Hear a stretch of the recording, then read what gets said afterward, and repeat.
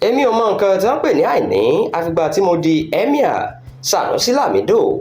Emir ìlú Kánò tó tún jẹ́ gómìnà tẹ́lẹ̀ fún báńkì àpapọ̀ ilẹ̀ wa Sanusi Lamido Sanusi ti sọ pé òun kò mọ túmọ̀ nǹkan tí wọ́n pè ní àìní àfìgbà tóun dé orí ìtẹ́ àwọn babaláwo òun. Níbi ìdánilẹ́kọ̀ọ́ kan tí wọ́n pe àkórí rẹ̀ ní lílo àìní bíi ọ̀pákùtẹ̀lẹ̀ fún ìfàsẹ́yìn lórílẹ̀‐èdè Nàìjíríà, eléyìí tí wọ́n gbé kalẹ̀ fún ayẹyẹ ọjọ́ bíi 60 ọdún tí gómìnà ìpínlẹ̀ Rivers tẹ́lẹ̀ rí Rotimi Amechi dé ilé ayé ni Sanusi sọ̀rọ̀ yìí. Ó ní púpọ̀ nínú àwọn olówó lórílẹ̀‐èdè yìí ni wọn kò mọ ìyà rárá.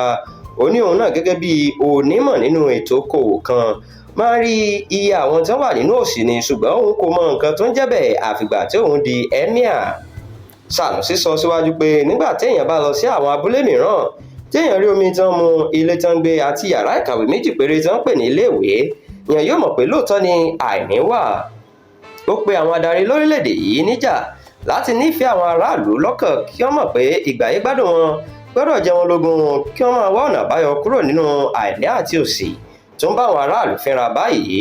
Sanusi fi kún ọ̀rọ̀ rẹ̀ pé àwọn aráàlú ń wo àwọn adarí yìí nítorí tí wọ́n ti gbé ojúṣe yìí lé wọn lọ́wọ́ nípa yíyàn wọn sípò, wọn kò sì gbọ́dọ̀ já wọn kulẹ̀.